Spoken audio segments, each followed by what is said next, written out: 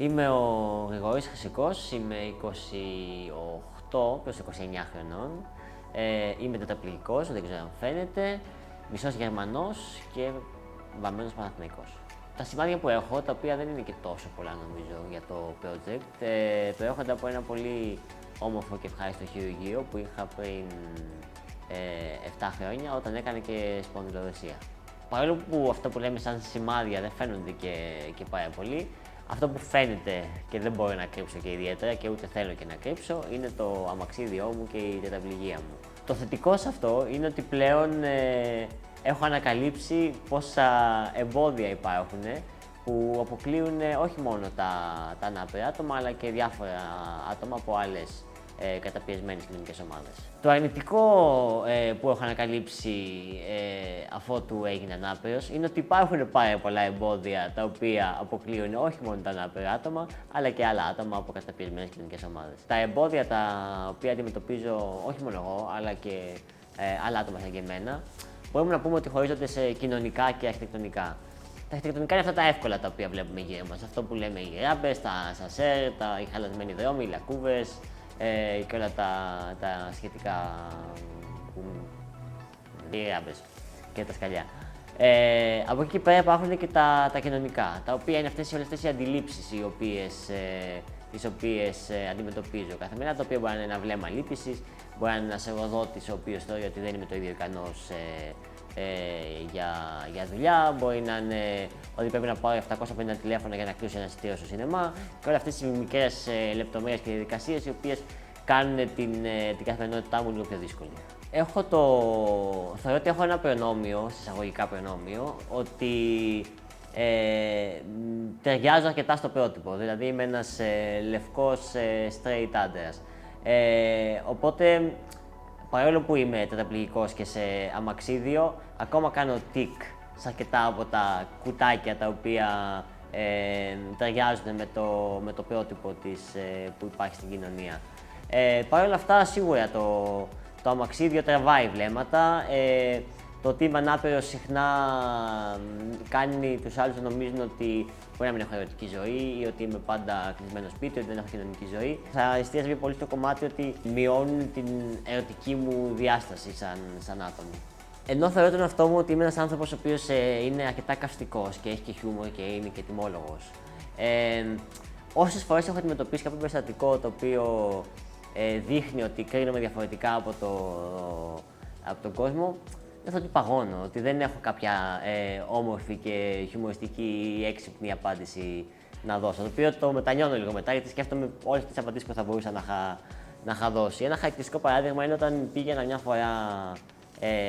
Ήμουν στον δρόμο, έχω και ένα μηχανάκι το οποίο βάζω στο μαξίδιό μου και προχωρούσα κανονικά στον δρόμο, χωρίς να. Δηλαδή δεν είχα κάποιο εμπόδιο μπροστά μου, δεν έδειχνα ότι έχω κάποια δυσκολία. Και εκεί που προχωράω, νιώθω ένα αυτοκίνητο δίπλα μου βγάζει αλάρμ και να πηγαίνει πολύ σιγά. Κάνω λίγο πιο δεξιά, μήπως το ενοχλώ και θέλει να περάσει. Το αυτοκίνητο συνεχίζει να πλησιάζει πολύ αργά. Δίπλα μου ανοίγει το παράθυρο, βλέπω ένα παιδικό χέρι να βγαίνει από μέσα και να μου δίνει 50 λεπτά. Το οποίο ήταν και πολύ άσχημο, γιατί σημαίνει ότι ο γονιός έδωσε αυτή την απάντηση στο παιδί. Το παιδί μάλλον ρώτησε τι είναι αυτό μπαμπά και ο μπαμπάς ή η μαμά, δεν θυμάμαι τι ήταν, ποιος ήταν στο αυτοκίνητο, του απάντησε είναι ένας ανάπηρος, δώσ' του μια βοήθεια γιατί σίγουρα χρειάζεται επετεία για να επιβιώσει. Λέμε συνέχεια ότι παλεύουμε για την ορατότητα των αναπήρων και για όλων των υπόλοιπων κοινωνικών ομάδων που βιώνουν αποκλεισμό, το οποίο προφανώς είναι σωστό. Αλλά το οξύμορο είναι ότι αυτό που θα ήθελα να είμαι εγώ είναι ότι θα ήθελα να είμαι αόρατος, να μην κάνω εντύπωση, να κυκλοφορώ έξω και να είμαι απλά ένας από όλους τους υπόλοιπους που κυκλοφορούν εκεί έξω. Να μην μαζεύω βλέμματα, να μπορώ να κάνω ό,τι και οι άλλοι χωρίς να πρέπει να γυρνάω τον κόσμο ανάποδα και γενικά να είμαι ένας απλός άνθρωπος που ζει την καθημερινότητά του. Η σχέση μου με το σώμα μου έχει περάσει διάφορα στάδια. Προφανώς όταν απέκτησα τη βλάβη μου πέρασα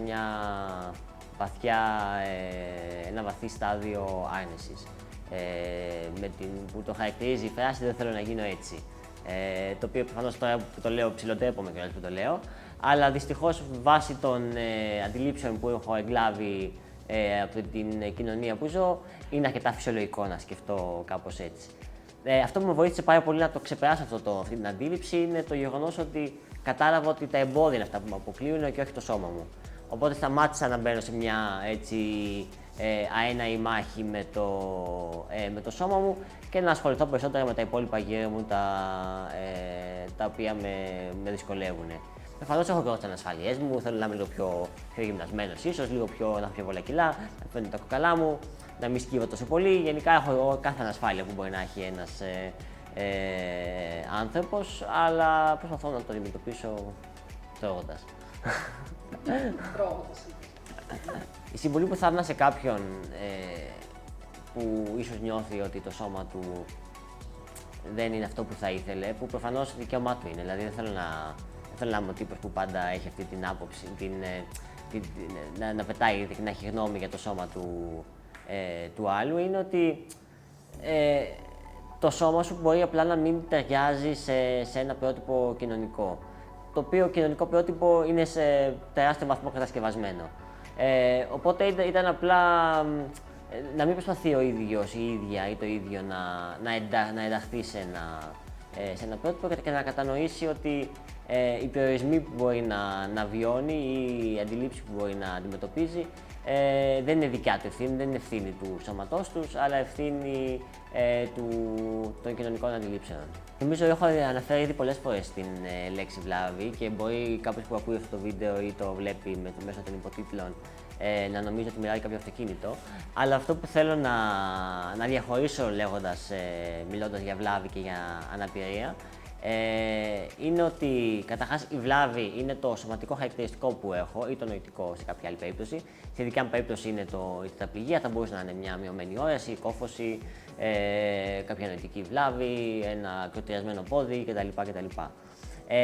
Η διαφορά μας με την αναπηρία, η οποία είναι αυτός ο αποκλεισμός που βιώνει το άτομο με κάποια βλάβη, είναι ότι η αναπηρία πηγάζει κατά κύριο λόγο από τα εμπόδια τα οποία του επιβάλλονται από κοινωνία και πολιτεία και όχι από το σώμα του. Οπότε είναι σημαντικό να υπάρχει αυτός ο διαχωρισμός για να κατανοούμε και καλύτερα ότι αποκλειόμαστε επειδή δεν ταιριάζουμε σε ένα πρότυπο, το οποίο όπως ανέφερα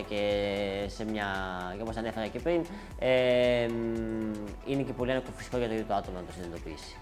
Γεννήθηκα ένα βροχερό πρωινό του 1995, 17 Οκτωβρίου, την ημέρα της επετείου των γονιών μου, οπότε τη χάλασα λίγο την επέτειο. Είμαι μισός Γερμανός, οπότε έχω και τις δύο υπηκότητες. Έχω έναν μεγαλύτερο αδερφό. Μεγάλωσα ως sport junkie, δηλαδή τρελαίνομαι με τον αθλητισμό από πολύ μικρή ηλικία. Έχω παίξει τένις, έχω παίξει βόλεϊ, έχω παίξει ποδόσφαιρο. Πλέον προφανώς δεν παίζω ποδόσφαιρο. Μετά την βλάβη την οποία παίκτησα το 2017 μετά από μια αποτυχημένη βουτιά στη θάλασσα, ξεκίνησα να παίζω πινκ-πονγκ. Κατάφερα να μπω και να διαγωνιστώ και σε διεθνές επίπεδο και μέχρι την εθνική ομάδα. Πλέον το έχω αφήσει λίγο πιο πίσω για να κάνω άλλα πράγματα στη ζωή μου και τώρα για να δώσω βασικά βάση στην αγαπημένη μας σχολεία, η οποία είναι η Cool Grapes, η οποία είναι μια κοινότητα, μια ομάδα, μια σελίδα, μια οργάνωση, όπως θέλετε πείτε το, η οποία προσπαθεί να κάνει την αναπηρία mainstream με ένα δικό της σαρκαστικό και χιουμοριστικό τρόπο και γενικά να αλλάξει κάποια κακοσκήμενα της κοινωνίας.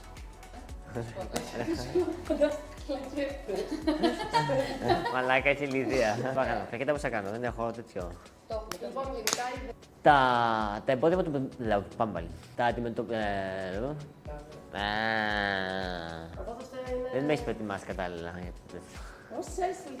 Είδες τι έπαιξα εδώ. Είδες τι έπαιξα εδώ.